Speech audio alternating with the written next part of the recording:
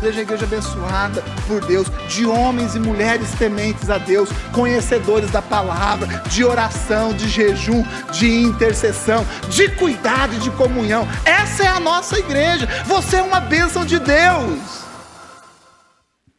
Amém. Boa noite, igreja. Paz do Senhor. Boa noite. Eita. Opa! É isso aí. Bom, para não perder a piada, Edinho, é nós dois hoje, hein? A família, né, gente? Família reunida. Tomara que os dois passem na prova. Se você passar aí ou não, eu te busco depois. O Edinho e a Carol nós somos primos, tá? Bom, queridos, nós estamos muito felizes, né, de sermos convidados aqui. Na verdade, foi uma brincadeira que eu fiz com a Sol e me lasquei. Mês passado, nós fomos convidados para abrir o culto. E aí ela falou com a Tati, e de repente a Tati falou, nós vamos abrir o culto. E eu tinha uma palavra já. Na verdade, que nós vamos ministrar, tem mais de 2 anos que eu tenho essa palavra para casais. E eu achei que eu já tinha entregue essa palavra quando eu tive a oportunidade de pregar para as crianças. No momento onde eu tinha que olhar o meu ministério, estava com muitas coisas na igreja, e nós estamos à frente dos jovens. E aí, no meu encerramento, que não foi encerramento, porque eu continuo na escala das crianças, mas com menos tempo, eu falei, eu vou trazer essa palavra para as crianças, lógico, numa linguagem para as crianças. E aí eu achei que ali eu tinha entregue aquilo que Deus tinha colocado no meu coração. Eu sempre falava que era para casais, né? E eu achei que não ia ser mais. E aí quando eu falei, só Deus me deu uma palavra, no próxima vez eu queria abrir o culto de novo só para falar a palavra. E aí Deus nos deu esse presente para a gente poder fazer mais. E graças a Deus por isso, e que Deus de fato use a gente como Ele quer usar. Bom, eu nunca ouvi essa palavra, na verdade, muitas ministrações na Bíblia sobre casais, mas de fato eu nunca tinha escutado essa ministração, essa história para a conotação de casamento. Mas antes eu quero perguntar, quem está feliz com Jesus essa noite? Quem está feliz com o seu cônjuge? Não responde. Se você não estiver feliz, nós queremos que você vai sair daqui feliz. Mas se você estiver feliz, nós queremos que você vai sair daqui mais feliz. Porque uma das coisas que eu queria falar na abertura do culto, quando eu falei para ela, é porque Deus ministrou na minha vida sobre a questão do culto de casais. Nós precisamos valorizar algumas coisas que tem na igreja que é muito diferenciado. O culto da família, o culto que acontece de domingo, por exemplo, é um culto que a palavra é para todos, né? Mas muitas vezes a ministração fala muito sobre fé, sobre cura, e você está 100% saudável. Mas o encantamento da palavra, quando você está cheio no teu coração, você fala, eu preciso chegar em casa e ministrar essa cura sobre aquela pessoa da minha casa que está doente. Ou para um familiar. Ou é a questão financeira, a questão da nossa vida em uma área que está ruim e não cabe para a gente naquele momento. E aí a gente vai e ministra para outras pessoas. Isso acontece muito na célula. Mas no culto de casais, eu falo sobre mim, e hoje nós vamos falar muito sobre nós dois, né? Até para resolver esses 2 bichinhos que foi uma luta, gente. Então, assim, vocês vão entender que aqui é muito diferente mesmo. E quantas vezes eu, no culto de casais, principalmente na pandemia, onde eu vinha ministrar, a Tatiana não vinha, eu chegava em casa, a primeira pergunta que eu fazia é, você ouviu a ministração? Ela falou, não, ou assisti, e muitas vezes ela não assistiu. E aí eu falo assim, não, mas então vamos assistir de novo, que a palavra foi para você. Quantas vezes nós não fizemos isso? Sempre para mim. E quantas vezes talvez você está do lado assim, de repente, num gesto tensional, você dá aquela lá, né? Ó, Deus está falando contigo. Recebe aí, né? Nunca é para nós. Mas assim, e um dia Deus ministrou na minha vida que o culto de casais é talvez o único culto que a palavra é totalmente para você. Porque o que não encaixa de dor em você, talvez dói no outro porque você não muda. Muitas vezes a gente fala assim, nossa, falou muito sobre aquela mulher gastona, né? E aí fala, e a gente acha engraçado. Na minha casa, talvez o Gastão seja eu, talvez não é. Mas aí você quer transferir algo de um comportamento que está sendo relacionado e falado na palavra para casais e assim, está falando da minha esposa. E o comportamento dela está muito relacionado a como você age com ela. E no culto de casais, todo culto de casais, eu convido você a enxergar que Deus está falando diretamente para você. Porque talvez o comportamento do outro, quando você acha que a palavra é para o outro, você precisa refletir. Se os seus atos não têm feito ele agir daquela forma. E trazer para você de fato, porque o que nós vamos falar, nós vamos dar o tema no final, até pedimos a liberdade para o termostato aí, porque nós vamos falar sobre uma história de um casal que viveu algumas situações e a gente quer mostrar a diferença de fato do que o casamento faz na vida do ser humano. Amém. Podem abrir a Bíblia em Gênesis 6. A gente vai falar um pouquinho sobre a história da Arca de Noé. Como o Tiago falou, né, é bem atípico num culto de casais. A gente geralmente associa essa história a crianças, né? Mas, como a palavra de Deus é muito poderosa, a mesma palavra pode ser ministrada para criança, para casais, para mulheres, para homens. Então, receba aí, em nome de Jesus. Amém? Gênesis 6, 7. Eu vou ler bastante a Bíblia hoje, viu, gente? E disse o Senhor: destruirei de sobre a face da terra o homem que criei, desde o homem até o animal, até o réptil, até as aves dos céus, porque me arrependo de os ter feito. Noé, porém, achou graça aos olhos do Senhor. Estas, as gerações de Noé. Noé era justo e reto às suas gerações. E gerou Noé 3 filhos, Sem, Cã e Jafete. A terra, porém, estava corrompida diante da face de Deus, e encheu-se a terra de violência. E disse Deus à terra: eis que estava corrompida, porque toda a carne havia corrompido o seu caminho sobre a terra.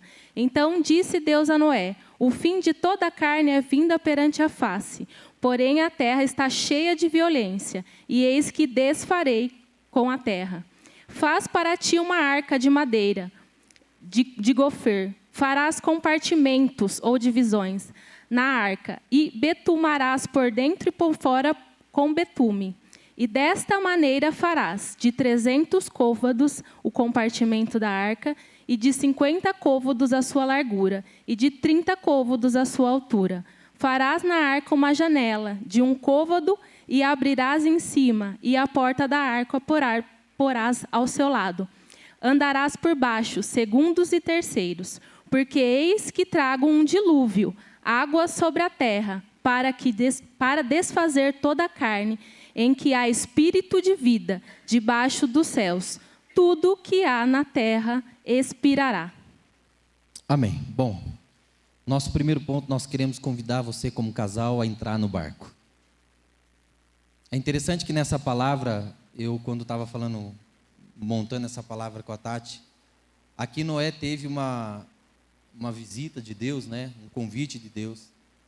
E eu acho muito interessante nesse ponto, porque existe um episódio na Bíblia que diferencia muito essa questão de falar, e o que eu percebo muitas vezes, a maior dificuldade do desenvolvimento, do crescimento dentro do casamento, é que no casamento Deus não precisa falar com os dois. Não necessariamente a direção, Deus vai, olha, porque o que acontece muitas vezes, nós estamos tão afastados do nosso cônjuge, que a gente chega e fala: Deus falou comigo. E aquele sistema que nós vivemos de casamento, ele é tão frio, que aí a esposa ou o marido responde, devolve e fala assim: então vamos esperar ele falar comigo. Que aí se ele falar comigo, então...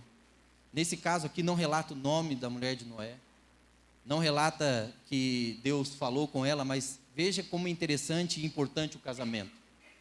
Jesus veio ao mundo porque Maria foi agraciada a ter Jesus. E um anjo veio e visitou Maria, falando que ela teria um filho, e Maria era noiva de José, ela não era casada. E naquele momento, Deus precisou mandar um anjo para trazer a mesma mensagem de convencimento e de explicar para José o que ia acontecer. No nosso casamento, nós entendemos que a aliança de sermos um é que a fidelidade precisa ser tão forte entre nós e Deus. É que Deus falou com um, a convicção do outro tem que ser entendida. Porque não é simplesmente chegou um desafio desse tamanho. Quantas coisas você, talvez, se você falasse para sua esposa, ela não acreditaria que Deus falou com você. Ou vice-versa, quantas vezes sua esposa chegou para você e falou: olha, Deus falou isso para mim. Eu acredito que numa visão dessa, principalmente as mulheres, ela começou a olhar para aquela casa que ela imobiliou. Ela montou a casa dela, ela já tinha os vizinhos, ela já tinha as suas coisas tudo arrumadinha. Ela já tinha os seus filhos, talvez na escola, talvez numa faculdade, eu não sei o que estavam fazendo. Já existia uma história firmada naquela cidade, já existiam os compromissos, o cotidiano, e de repente Noé chega falando que Deus falou para ele construir um barco, uma história tão fora do contexto.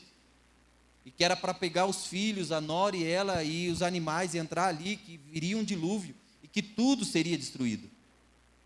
Nós, muitas vezes, recebendo uma palavra de Deus, e Deus só fala assim, olha, dá um passo, movimenta algo, pede só isso, e nós não acreditamos que é Deus que está falando. Nós não acreditamos que Deus pode usar o nosso cônjuge, e nós estamos sendo limitados a viver grandes experiências. Sabe por que muitas vezes Deus não leva o nosso casamento para outros lugares? Porque nós estamos presos a que se Deus não falar comigo, que falou contigo, então nós não nos movimentamos. Nós entendemos aqui que Noé era muito ligado à sua esposa. Nós entendemos aqui que a fidelidade de Noé, quanto que sua esposa tem enxergado Deus na sua vida. Com certeza, a hora que Noé contou a história para ela, Noé contava para ela o que ia acontecer. Essa esposa olhava para Noé, mas enxergava Deus exatamente falando com ela. Nós precisamos buscar isso nas nossas vidas, para que nós possamos entrar no barco chamado casamento e viver as grandes experiências, seja ela nas crises, mas seja ela também nos momentos bons. Porque muitas vezes nós até não evoluímos nas bênçãos, porque nós queremos que Deus fale da forma que nós queremos que Ele fale. Deus ou fala comigo com ela, ou não é de Deus. Isso não é uma verdade, e a Bíblia mostra isso. Maria e José eram noivos, não tinham uma aliança ainda de casamento. A importância da aliança de se tornar um aqui é uma prova viva disso. Que Deus não precisa falar diretamente, não quer dizer que Ele não fale. Ele pode confirmar, sim, você pode buscar a confirmação. Por isso que a Bíblia diz que a mulher sábia edifica o teu lar, porque ela tem essa capacidade de enxergar algumas coisas, né? E nos ajudar em muitas coisas. Graças a Deus pela sabedoria dada à minha esposa, que me livrou de muitas coisas. Mas nós precisamos entender que o marido, você precisa ser visto pela sua esposa como se ela estivesse olhando para Deus. Foi exatamente o que a mulher de Noé viu. Tanto que não foi, a Bíblia não ficou tanto tempo contando sobre isso, não falou sobre comportamento, não descreveu o diálogo entre Noé e sua esposa, nem o nome dela, na verdade, relatou, porque ali existia uma aliança de algo tão grande e maior do que simplesmente uma confirmação. Ali existia uma aliança uma aliança de vivência, de entender, para onde você for, se Deus falou, eu vivo. Seja ele qualquer o desafio, mesmo que seja enxergar que eu vou perder tudo. Amém? Dentro desse contexto, né, eu e o Tiago conversando sobre este ponto, esse ponto fala muito sobre confiança, né, sobre confiar. A esposa, ela confiou nele, então ela largou tudo e ela entrou num barco. E não sei se tinha cara de temporal, mas ela confiou nele e ela entrou nesse barco e falou, se Deus falou, então a gente vai entrar nesse barco e vai acontecer tudo que Deus falou. E aí o Tiago pegou e me perguntou, né, amor, sem querer. Você sempre confiou em mim? E a resposta foi, não. Por isso que a gente estava sentado, essa mentira. Gente, eu queria muito falar assim, né? Sim, amor, sempre, sempre. Mas não, houve um tempo no nosso casamento em que a gente estava tão separado, tão distante, que a gente não confiava mais um no outro.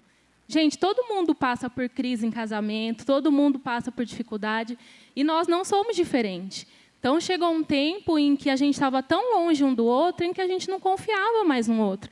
Se o Tiago chegasse e falasse assim, Deus falou para mim, eu falava assim, tá.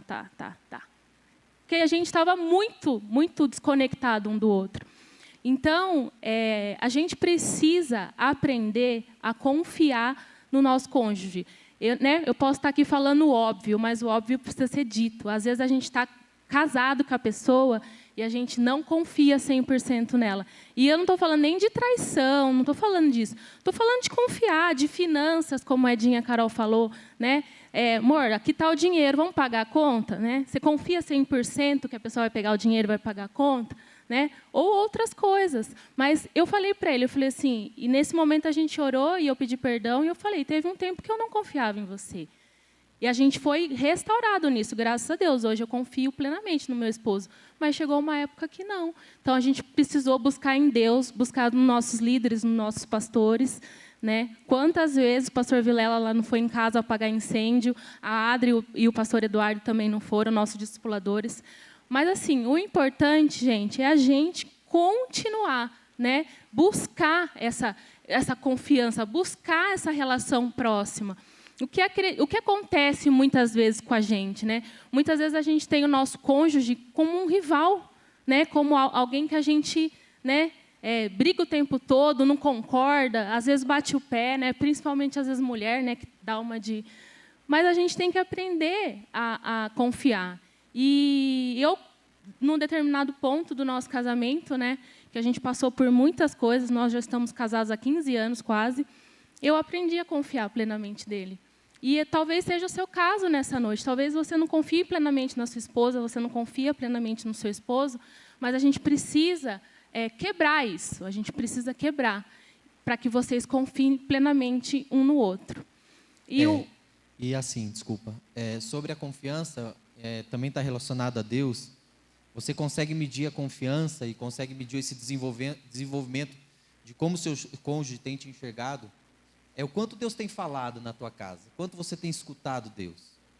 É muito importante nós entendermos que em um casamento onde Deus está silenciado, existe alguém falando e ele não está tendo tempo para falar, né? Porque aqui, quando Noé ouviu Deus, ele teve a oportunidade de ser visto pela sua esposa como Deus, né? E muitas vezes essa desconfiança está muito relacionada a uma confiança imposta.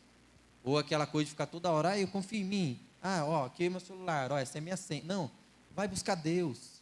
Nós precisamos intensificar, principalmente nós homens, intensificarmos mesmo Deus na nossa vida.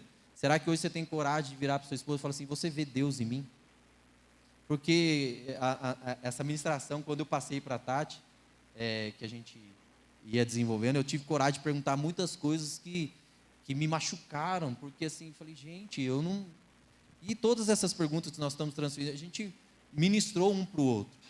Porque a confiança está baseada naquilo que o outro vê, não aquilo que eu espero que ele veja. E a gente está muitas vezes construindo situações para ser confiável. Isso não é uma verdade. É igual cuidado. À medida que você cuida de pessoas, Deus cuida de você. Existem pessoas que querem viver sendo carregadas. E o que vai fazer com que você seja carregado é a quantidade de pessoas que você carrega. E nós muitas vezes transferimos essas coisas de que, porque, nossa, você nunca me faz nada para mim, nunca é isso, porque o seu comportamento é um comportamento de exigência e não de resultado em busca em Deus. E dentro desse contexto, né, a gente colocou um segundo ponto, depois de Entre no Barco, como mantenha-se firme no tempo do propósito. Não sei se vocês já leram, né, a história da Arca de Noé, mas a gente tem geralmente a impressão de que foi rápido, né? Que aconteceu o dilúvio, inundou tudo, acabou tudo, de repente as águas, e, né? Tipo, sei lá, um mês. Se você ler a história, essa história ela se passa dentro de mais de um ano. Ou seja, choveu muito, né? 40 dias e 40 noites. Às vezes a gente, né, se assusta com uma chuvinha aí de meia hora, né, que de repente entra alguma aguinha lá na nossa casa. Você imagina o que eles passaram dentro dessa arca, né? Medo, dúvida, né? Eu imagino, a Bíblia não fala, mas eu imagino que essa mulher em algum momento falou assim: ai, Senhor, será que você falou com Noé mesmo? Será que está acontecendo tudo que está acontecendo agora? Porque eles estavam simplesmente num barco à deriva. Mas eles ficaram ali, mesmo diante de dúvida, mesmo diante de muitas coisas que eles, né, enfrentaram, eles permaneceram firmes. E quantas vezes no nosso casamento, por qualquer coisinha, a gente quer largar a mão, né? Quantas vezes a gente fala assim, não, você não me merece, eu vou embora, ou você vai embora, né? De preferência, arruma a mala e vai embora, deixa eu na casa. Quantas vezes, né, a gente passa por coisas que não é nem isso daqui perto do que passou, né? O que foi essa história, e a gente já quer desistir, a gente já quer largar a mão de tudo, né? A gente não para conversar, a gente não tem um diálogo. Vou falar uma coisa para vocês, gente, não adianta dialogar na hora da briga. Isso é uma coisa que eu já aprendi dentro da minha casa. Na hora da briga, a mulher sábia edifica seu lar. Então, ou ela se cala, ou ela incendeia um lar. Aí, na hora que ela se cala, que passa tudo, é a hora do diálogo. É a hora de falar assim, vamos conversar agora?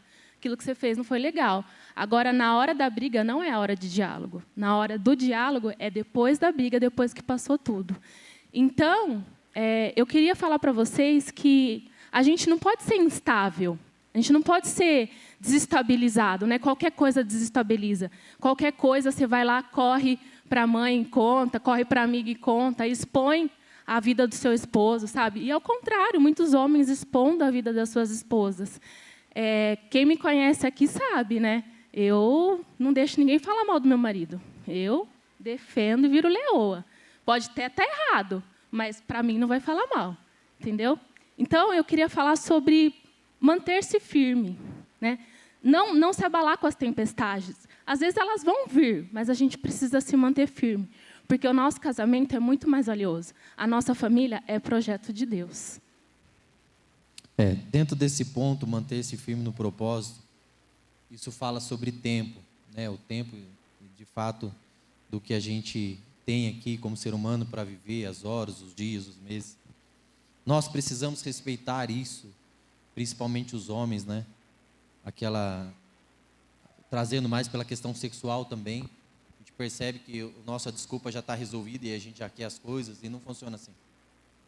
Nós precisamos parar de dar preço, né? Queremos dar preço e valor sobre as nossas qualidades, e precisamos ser os próprios sentenciadores daquilo que nós erramos com o nosso cônjuge. Porque se eu der a sentença, eu vou respeitar o tempo dela. Nós ferimos e nós temos a igreja que nos ajuda muito, mas nós achamos que o tempo da cura do outro tem que ser aquilo que eu espero. Não funciona assim. Cuidado com o coração, principalmente da sua esposa. Existe tempo para a gente respeitar as coisas, para que, de fato, exista cura. A gente acha que a palavra perdão, ela vem relacionada à amnésia. E perdão não tem nada a ver com amnésia. Quanto mais você implora ou você força um perdão, mais você fere e menos você cura. Pedir perdão é estar preparado a respeitar o tempo. Quando você for falar com a sua esposa sobre algo que você errou, você fala: olha, eu quero te pedir perdão por isso. Eu preciso saber qual é o tempo, principalmente eu que amo discutir relação, gente. Quer me colocar... Eu não gosto de entrar numa briga, mas se eu entrar, eu não gosto de sair. Gosta de uma DR? Demais, demais. E a Tatiana é o tipo de mulher que dorme se eu estiver falando. Então, gente, aconteceu várias vezes. Não é fácil. E aí... E o WhatsApp, então? Eu começo a chamar ela aqui, discutir. Ela falou assim: eu só posso parar a discussão só para falar com o médico, eu já volto. Falei: Tati, ele não pode esperar que eu estou na frente. Gente, eu sou nesse grau, de verdade. Já me excluiu, já me bloqueou do WhatsApp, porque eu sou assim, de fato, reconheço. Mas Deus tem me transformado. A gente tem que confessar, né? Já bloqueei, já excluí, já incluí, já desbloqueei. Várias vezes. Mas quantas vezes ficou mais difícil depois para corrigir? Então, nós entendemos que quando a Bíblia relata sobre esse tempo lá dentro, sobre um tempo de vivência a uma tempestade, você precisa entender que o tempo do outro não é o seu tempo. Então, se você não quer correr o risco dessa sentença, né, de limitação, de carinho, de estar junto, pensa mais antes de fazer as lambanças. Tá bom? Mas a gente também não pode ser duro demais, né? Às vezes a gente é duro demais com o outro, né? Às vezes a gente, né, tem misericórdia de nós mesmos, mas do outro a gente não tem misericórdia, né? Então, assim, respeitar o tempo tipo, perdão, tá? Te perdoo, mas deixa eu amadurecer a ideia, deixa eu ficar na minha. As mulheres que ajudam a gente também, não precisa ser uma mas semana. não é um mês, né? Não é um mês. Não fala comigo um mês. Uma semana, não é uma semana demais também. Não, eu falei horas. Não, dormiu, acordou, já acorda sorrindo. Não, é antes de dormir, amor. A Tati para acordar sorrindo, só depois do meio-dia. Bom, mas é interessante, eu quero falar sobre isso, abrir um parênteses sobre isso também, que é importante, sobre a questão do perdão, né? E desse coração que a gente percebe, né, na questão do tempo. É importante a gente entender também a linguagem de perdão. Nós somos muito curados sobre isso. Porque, assim, a palavra perdão para um nem sempre é para o outro. E a gente precisa, como igreja, não que não seja necessário, mas desprende disso. Rapaz, o perdão da Tati é um arroz soltinho. É a coisa mais fora da janta. A Tati, eu entendo. Quando ela erra comigo, para pedir perdão, mas, assim, eu tenho uma estratégia. Então, ela não pede perdão de jeito nenhum. E é verdade. Não, mas eu tenho que fazer pix. Só depois que eu peço, sim, para. Não, sim, mas como que ela pede? Aí ela me agradou, tal e tal, assim. Aí eu chego com um papel e falei assim, eu tô meio emburradinho, né? Assim, emburradinho? Eu escrevo assim a palavra no papel, assim, perdão, me perdoe. Aí eu peço assim, esse papel aqui, tem um bilhete aqui. Ela, me perdoe, está perdoado. Então, cria isso a estratégia, entendeu? E a linguagem do perdão do Tiago é presente. Então, ele erra, ele faz as coisas, aí ele chega com um presente, assim. Pode ser uma blusinha. Amor, eu fui no shopping, porque o Tiago adora um shopping. Peraí, deixa eu abrir parede. Tem muita gente que olha os meus status. Gente, eu dou bastante presente para ela, mas não é só a hora que eu erro, não. Você não vai achar que eu erro com você todo dia. Imagina só no aniversário dela. Aí ele traz um presente, entendeu? Então, eu sei que essa é a maneira dele me pedir perdão. Então, tá tudo bem. Então, assim, tudo bem, o perdão, às vezes, fala assim, me perdoa, eu errei, é importante. Mas, por muito tempo, eu esperei isso e me frustrei. Então, hoje, eu já aprendi que a linguagem do perdão dele é me agradar com uma roupa. Então, me dá uma joia da Vivara, uma pulseirinha da Pandora. Mas eu diminui o erro por causa disso, entendeu? Por causa da Vivara. E eu passo todo dia no shopping, quando eu vou pro shopping, eu passo dentro da Vivara e falo assim, eu não te perdoo, e sai. Ele não entendeu até hoje por quê. Liberei perdão para ela, mas vamos lá. Ponto 3. Sou eu? Gente, pregar junto é muito complicado. Deixa eu ler. Tá, pode ler. A gente vai ler Gênesis 8, 5.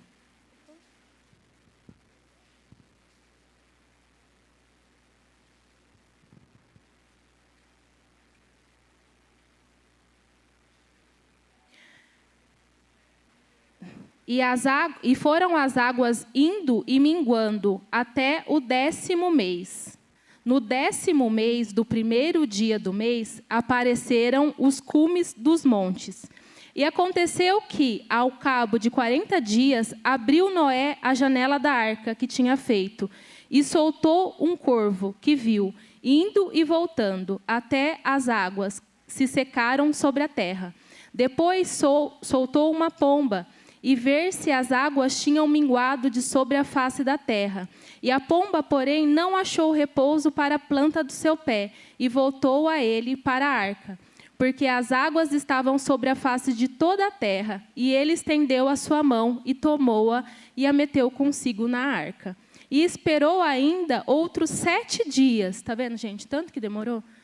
7 dias, e tomou a enviar a pomba da arca. E a pomba voltou, ele sobre a tarde, e eis que arrancado uma folha de oliveira no seu bico, e conheceu Noé que as águas tinham minguado sobre a terra. Então esperou ainda outros 7 dias, e enviou fora a pomba, mas não tornou para ele. Amém. Terceiro ponto, nós queremos falar sobre a recompensa da espera. Eu escrevi uma frase quando a gente estava montando. Só quem aceita 2 não pode colher um sim. Você precisa entender que quando Deus fala não, dentro do teu casamento é um livramento. Quando Deus fala não é o momento, quando você busca de fato Deus ali, a tempestade já não existia. Quem olhava ali das janelas do barco já estava vendo um outro lugar. Mas existiu esse posicionamento de soltar o corvo, depois não voltar, depois soltar um pombo, voltar, e na terceira vez ele voltou com o galho de oliveira para mostrar que encontrou terra. Muitas vezes o nosso casamento ele continua em tempestade onde já não existe mais, porque nós estamos construindo dentro do nosso casamento um sistema de não, muito não, tudo é não, não tem tempo, não tem mais carinho, não tem a aliança de comprometimento, de prioridade. E nós queremos sempre ser beneficiados daquilo que nós não estamos entregando. Precisamos entender que dentro do casamento nós precisamos respeitar o tempo, respeitar as direções, respeitar as coisas, mas quando se acalma a tempestade, nós precisamos estar prontos para viver algo que Deus tem para um próximo passo.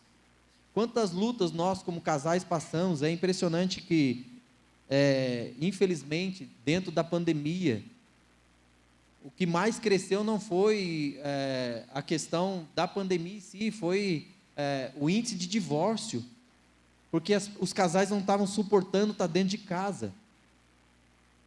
A nossa casa em tempo de pandemia foi viver Noé, a história de Noé de fato, né? Porque não podia sair, o máximo que a gente podia ver eram os familiares pela janelinha, pelo buraco, quem tem a sogra que mora de frente, né? E a gente estava ali, guardados, protegidos, tendo a oportunidade de viver Queridos, eu não estou dizendo que essa mulher, ela não teve que acalmar muitas vezes os seus filhos, que falam assim, mãe, o pai é louco, o que nós estamos fazendo aqui? Porque imagina a barulheira que não aconteceu, porque esse barco saiu destruindo tudo. E aí ela tentando acalmar os filhos, tentando estar firme com o esposo.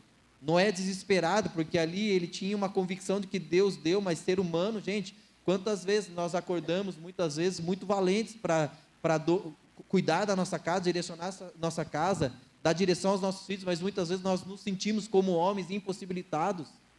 Nós nos enxergamos muitas vezes, talvez com um desemprego, com um problema grande dentro de um trabalho, com a questão de saúde, com a questão da igreja, alguma coisa vem e nos paralisa, mas isso não pode ser algo que a gente pare a vida. Nós precisamos enxergar que Deus muitas vezes vai nos entregar alguns nãos para que nós estejamos preparados para o sim. Eles podiam ali ter pulado, saído a nado e achado alguma coisa, mas não, nós não podemos, como casamento, tentar avançar aquilo que Deus não quer de nós. Muitas vezes nós estamos desistindo do nosso casamento, onde a tempestade já passou, mas à espera daquilo que nós vivemos, a hora que é para nós vivermos algo bom no casamento, aí vem os filhos, nós esquecemos que somos casados. Os meus filhos, se vocês perguntarem em qualquer momento, se não estiver perto da gente, nós temos algo que nós deixamos no coração deles. Qualquer um de vocês, se chegarem para o Miguel e para a Helena lá e falar assim, olha, o que seu pai e sua mãe falam que vocês não podem esquecer? Eles vão dizer para vocês que nós somos muito amados por eles. Mas os nossos filhos, eles são disciplinados, nossos filhos sabem o que tem que fazer. Nós entendemos que muitas vezes nós deixamos o nosso casamento pelos nossos filhos. Lá dentro daquele barco, ela carregou as suas noras e os seus filhos, e a questão de contornar tudo isso, contornar as coisas e entender por que tudo está acontecendo com a gente. Ali existiam muitas famílias que foram destruídas, como a Bíblia diz. E Deus está aqui, salvando nossas famílias. Sabe por que nós estamos aqui hoje? Porque Deus salvou a nossa família mais um dia. Quanto nós temos olhado para os nãos de Deus como livramento, para que Ele traga nós aqui e recebamos a direção para a hora que Ele falar assim, agora está pronto. Aí você vai e salva outras famílias, que é o que Deus espera. Queridos, nós já casamos muitas pessoas na garagem da nossa casa. E não é na casa que nós vivemos hoje, não. Nós já casamos pessoas, o Du e a Adri já fizeram casamento na garagem da nossa casa. E eu assando carninha numa churrasqueira de ferro pequenininha, lembra? E aí, normalmente, o que a gente faz? Isso normalmente acontece com a gente, é o propósito. Quando nós vamos ganhar pessoas, as pessoas não são casadas, a gente já tem o nosso presente de casamento. O cartório. Cartório. Por que você não casou ainda? Por causa do cartório, tal. Eu queria falar um negócio para você. O cartório é nosso. Então, a gente já pagou para muita gente aí que não tinha condições de casar na igreja, nada disso. Então, a gente ia lá, o cartório. Vixe, não foi uma, não foi duas pessoas, já foi uma turminha legal. Então, nós precisamos carregar isso. Quanto nós temos salvado as pessoas, quanto nós temos mostrado para eles que a importância de estarmos protegidos, como eles estiveram lá. Não foi fácil, não é fácil, queridos. Não é fácil toda hora receber não. Mas nós precisamos entender o porquê dos nãos para poder viver os sims. Ali existia algo de um simbolismo de comportamento. As coisas já estão prontas para nós vivermos o novo, mas se a gente não entender o preparo, sai cada um querendo viver a sua vida. Está casado, mas o marido ele tem uma vida paralela à sua esposa, porque ele não compartilha das coisas que ele quer fazer, não se sacrifica. Eu tenho algumas coisas que eu não gosto de fazer. Eu não vou falar, porque senão param de me convidar também, né? Como família. Eu não gosto muito de ir em aniversário de criança. Não, deixa para lá, não fala não. E chá de bebê. Alguém falou, nossa, que também não gosta, tá comigo. Mas não é, mas eu vou por causa da comida, é da hora. Mas é porque, gente, assim, o Miguel e a Helena... chá de bebê é coisa de mulher também, o Miguel né? e a Helena tá na fase de querer fazer a gente passar vergonha. Então, no sentido de ir nos brinquedos, que eu nem entro nos brinquedos. Então, mas é por isso, não por questão da festa, até comentei com a Adriana. Mas eu vou, porque a Tatiana falou assim, Tati, esse aí eu não vou não. Aí eu falei, não vai, a família não vai completa, mas você não precisa ir. É a mesma coisa de falar assim, eu quero que você vá. Chantagem emocional. Então eu vou de boa, mas não é o que eu...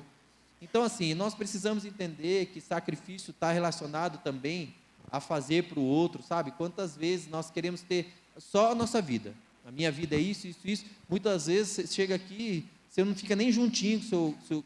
Quantas vezes, queridos, eu sentava com a Tati aqui, ó, a gente não sentava nem do lado. Aí, e ela falou assim, por que você não está do meu lado? Mas, gente, era uma coisa tão besta, né?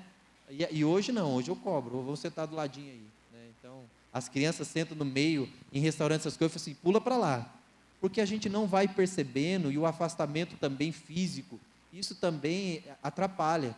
E a gente vai ficando um pouquinho mais, vou fazer meus 40 esse ano, e eu gosto do chameguinho, né? Então eu estou tentando fazer ela ficar mais grudadinha. Bom, a recompensa da espera, nós precisamos entender que nós temos que esperar em Deus os sinais para que nós possamos viver algo melhor no nosso casamento. Se você tem pedido a Deus coisas e as respostas ainda não são concretas, você não entendeu, fica quietinho onde você está. Fica quietinho com a tua família. Eu tenho um testemunho sobre isso. Em outubro do ano passado, eu me desliguei de uma grande empresa, onde eu acho que eu estava no auge em questão financeira, em questão de tudo, profissionalmente falando. Eu estava na melhor fase da minha vida. Mas eu tive que tomar uma decisão pela minha casa. A empresa, ela vendeu todo o setor onde eu trabalhava e eles queriam me transferir para Goiânia. Quem é mais próximo de mim sabe que o meu sonho é morar em Goiânia. Meu sonho. Tenho muitos amigos em Goiânia. Não é o Zezé, Andiara. Eu queria pedir para tirar a Andiara. Segurança. Não pode fazer isso aí, pregador. Poxa. Mas tá bom, não tenho tanto amigo assim. E aí o que acontece, gente que está levando a sério o culto? Eu tenho muitos amigos lá, então assim, a proposta foi muito boa.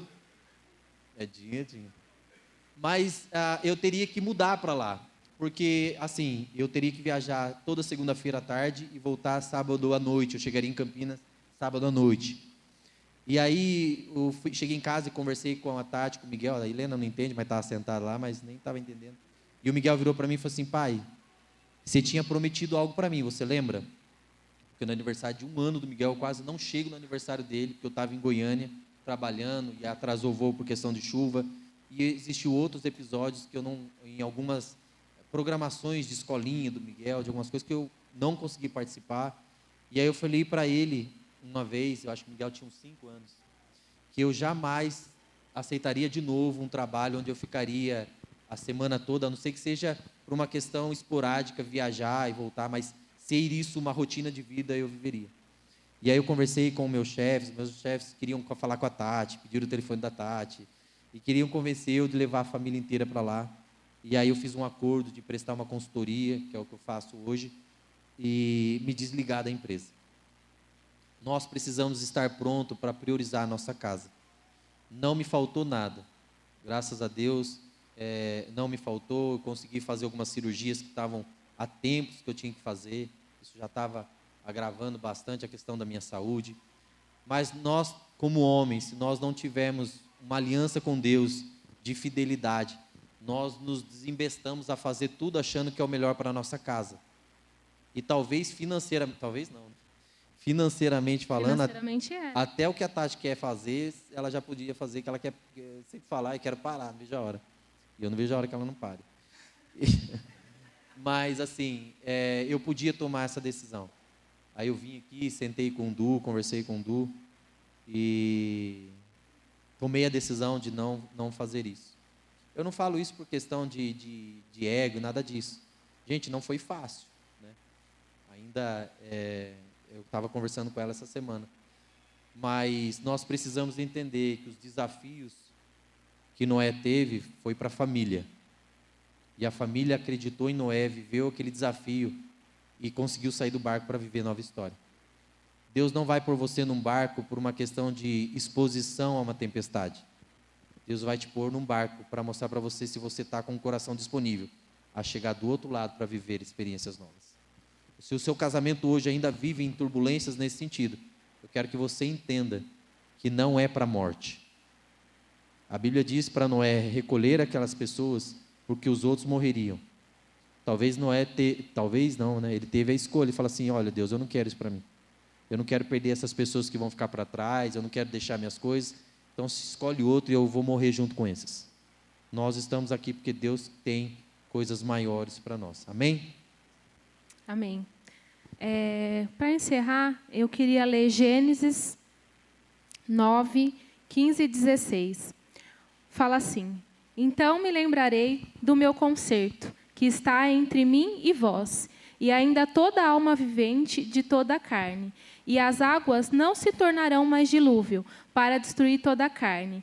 E este estará o arco nas nuvens, e eu verei para lembrar do concerto entre Deus e toda alma vivente de toda a carne que está sobre a terra.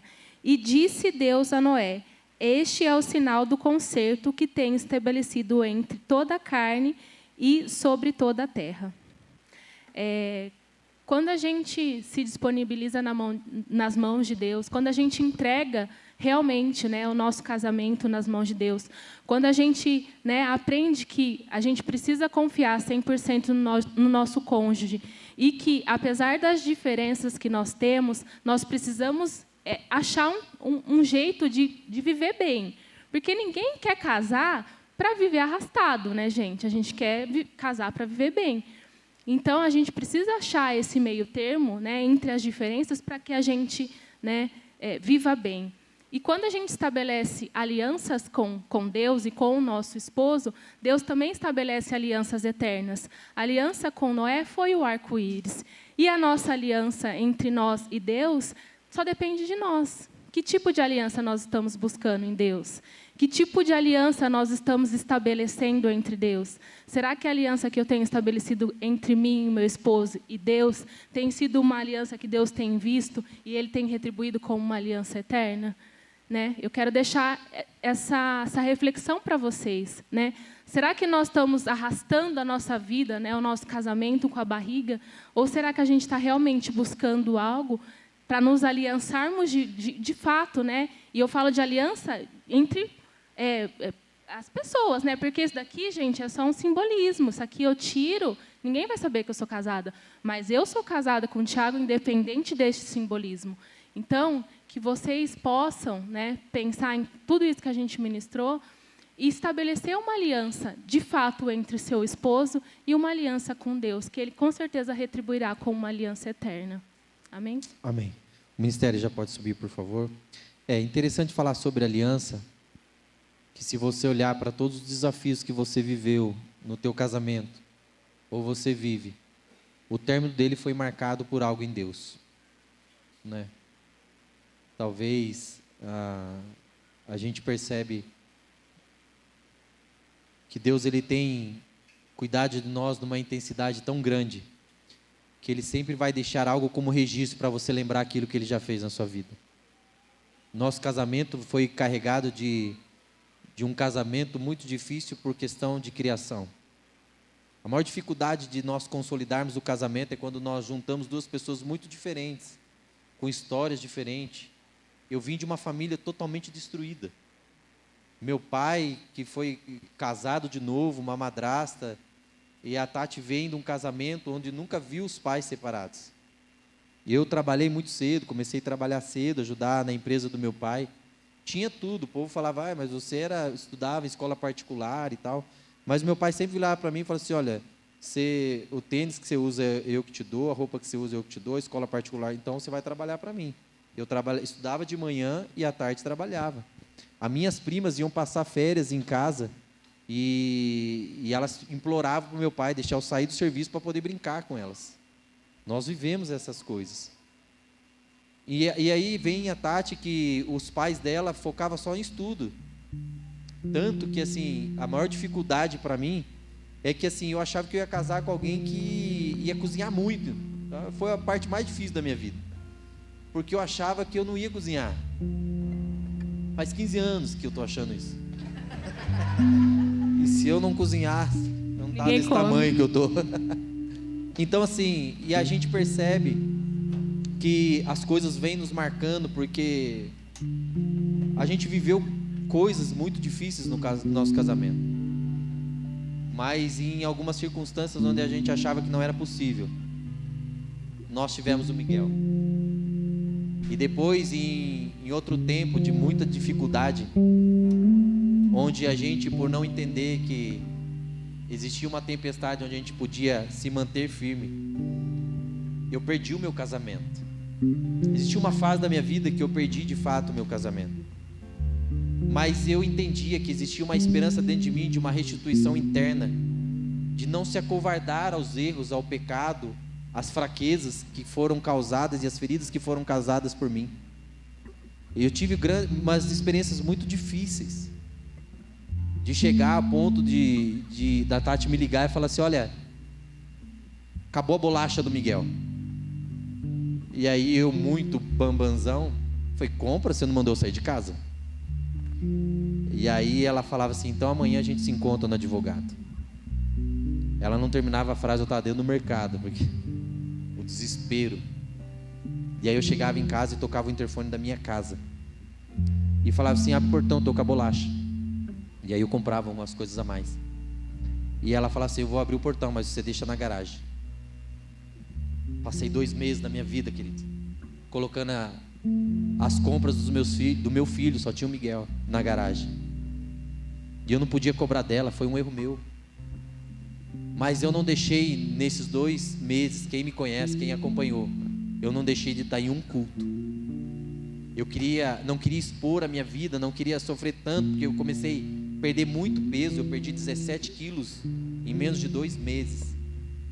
E pessoas que eu achava que ia me acolher dentro da igreja foram falar até para meus familiares se eu estava usando cocaína, se eu me afundei, se o erro que eu tinha foi entrar nas drogas, por isso que eu tinha perdido meu casamento. E eu chegava aqui, eu lembro que eu sentava no fundo da igreja.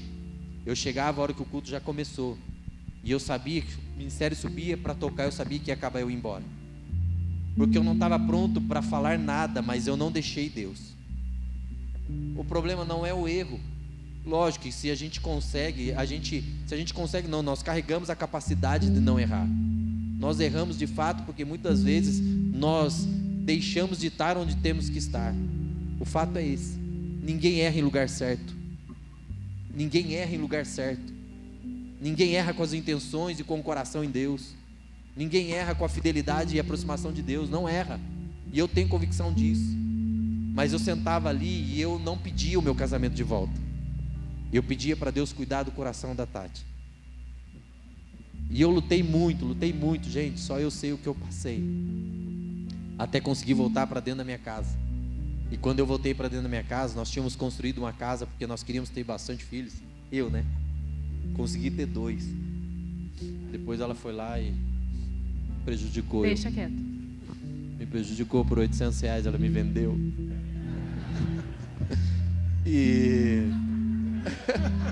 Mas foi 800 contos, você me vendeu aí.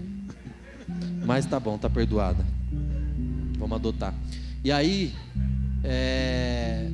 eu lembro que ela deixou voltar para casa, porque os pastores ajudaram muito ela a entender que o casamento pode ser restituído. E quando eu voltei para minha casa, ela apresentou um quarto que ninguém morava lá ainda, que hoje é o da Helena. E eu fui morar num outro quarto. E eu lembro que eu tinha uma esposa há 2 meses atrás, onde eu vi ela se trocar. Nós nos trocávamos de roupa junto. Ela andava, saía do banheiro e não precisava pôr roupa, porque ela tinha que se trocar, e era vice-versa. E eu comecei a ver minha esposa dentro da minha casa a se trocar com as portas fechadas. Eu tinha uma pessoa que eu sentava na mesa para comer, ela levantava, mas eu estava ali. E enquanto ela entrava no quarto e ia dormir, eu ia na porta do quarto com a porta fechada e eu orava. Fala: Deus, eu não quero estar aqui dentro da minha casa, eu quero voltar para dentro do meu lar. Queridos, o preço do erro, ele é muito maior na desistência do que no sacrifício de reconquista. Ia doer muito mais para mim eu não ter tentado do que o que eu vivi. Eu não faria de novo porque eu não quero errar de novo. Mas eu entendi isso. E aí, com toda essa luta que nós vivemos, com essa tempestade que nós vivemos, nós fomos marcados depois, em seguida, pela Helena. Deus sempre vai marcar as suas maiores lutas com algo que você vai carregar para a sua vida. Não desista. Se está difícil dentro do teu casamento, se está difícil entender algumas coisas, não desista, persista. Respeita os não, respeita o silêncio. Não questione a Deus. É melhor você estar guardado numa tempestade do que ser aqueles que Deus escolheu para ser destruído. Precisamos entender isso para que de fato o nosso casamento seja avançado para um novo nível. E talvez você só não viu a aliança. Deus está todos os dias renovando alianças com a gente, e a gente tem desperdiçado por picuinhas. O nosso casamento já se tornou tão comum que a mesma coisa de eu ver minha esposa é ver meu patrão. A mesma coisa de eu ver minha esposa é ver meus amigos. A aliança renovada é poder olhar e acordar todo dia e ver minha esposa que sai antes de mim para trabalhar, e eu poder correr lá enquanto ela se troca, eu trazer uma xícara de café e poder abençoar ela e ir trabalhar. E eu tive um tempo que eu não tinha mais isso, por deslize, por falha, por pecado de fato. Nós precisamos cuidar do nosso casamento, porque se nós estamos aqui, nós somos como Noé, que fomos escolhidos a cuidar do nosso casamento, a salvar ele dessa tempestade que se existe no mundo. Eu tive sábado numa reunião de pastores, de jovens, que a gente participa para ser direcionado em algumas coisas que vamos fazer, e me chocou porque Campinas está no livro do Guinness Book como a cidade da prostituição. É a maior cidade de prostituição do mundo. Campinas tem mais de 52% de homens que tem caixa 2 para sustentar outra família. Campinas, ele é conhecido como a cidade do homossexualismo. Nós estamos cercados do mundo podre, mas nós somos salvos pela graça de Deus a sermos acolhidos a uma arca, a sermos acolhidos a uma igreja. Quando nós recebemos não dos nossos pastores, quando nós somos cobrados de alguma coisa, é simplesmente Deus usando ele como aquela pomba que voltou e falou assim: olha, não tem lugar para pisar ainda, não pisa onde você não tem certeza que sua família não vai se afundar. Acalma o teu coração. Nós queremos tocar essa música e fazer um ato profético com vocês. Convido vocês a ficar junto com a sua família. Nós queremos orar porque existe algo muito interessante de tudo que nós deixamos aqui para vocês, algo que nós fomos marcados a uma história, como a Arca de Noé, que eu nunca tinha escutado ela pregada para uma família. Enquanto o ministério toca, nós vamos distribuir algo e nós vamos explicar isso para vocês. Fechem seus olhos, amém? Pegue na mão da sua esposa. Sei que os seus olhos, sempre atentos, permanecem em mim, e os seus ouvidos estão sensíveis para ouvir meu clamor. Posso até chorar,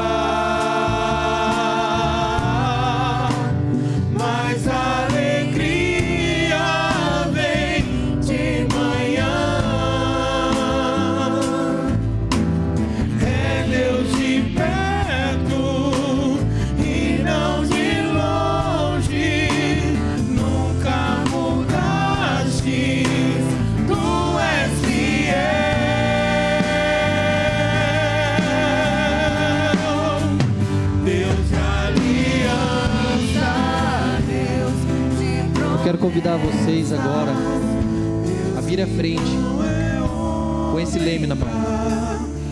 Você que está com a sua esposa, se você não está com o seu cônjuge aqui, não tem problema, pega, e eu desafio você a levar essa mensagem sobre o que nós vamos fazer. Pode vir aqui na frente.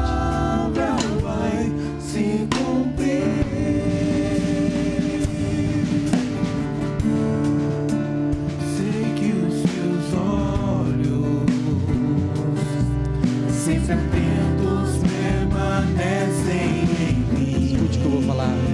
Quero que os homens segurem esse leme. Nós vamos fazer algo nessa noite. Nós como homens, nós vamos quebrar esse leme.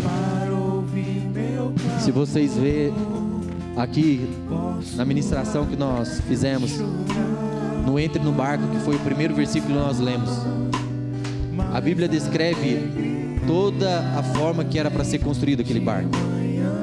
Existia a metragem de largura, de comprimento, de como ele era dentro do que ia se passar para a vedação. Mas em momento nenhum na Bíblia nós encontramos um leme. Nós encontramos um volante, para entender o que é um leme. Nós não encontramos isso dentro do barco. Sabe por quê, queridos? Deus nos convida a construir. O casamento não é escolhido por Deus. Deus não escolheu a Tatiane para mim. Isso foi uma decisão minha. Nós escolhemos o nosso cônjuge. Nós escolhemos a nossa história. Mas nós decidimos também quem direciona. Sabe por quê que Noé? Porque Deus não colocou um leme nesse grande barco. Porque se Deus colocasse um leme nesse grande barco, Noé poderia parar a qualquer momento. Num surto da família lá dentro, desacreditando o que estava acontecendo, alguém podia parar aquele barco. Ou talvez podia mudar a direção daquele barco. Sabe o que acontece dentro do nosso casamento? Nós colocamos um leme onde não tem que ter.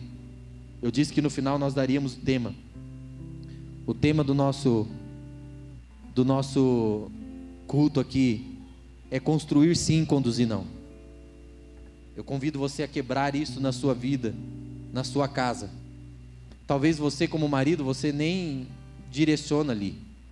Talvez não é nem a esposa. Quantas famílias os pais colocaram um leme e quem está direcionando a casa é os filhos. Quantas vezes eu tirei a autoridade da Tatiane porque ela dava uma direção aos meus filhos e ela falava, vai, faz, pode. Sabe o que é isso? É deixar que o meu filho, porque filho nenhum vai pôr leme num casamento. Quem coloca é nós. Mas se ele tem a liberdade, ele domina a nossa casa. Cuidado se os seus filhos não estão dominando a casa de vocês. Se a autoridade maior, se a direção, se as rebeldias não está sendo algo que tem afastado o teu casamento. Noé só não desistiu como ser humano. Ou a sua esposa num surto de desespero não foi lá.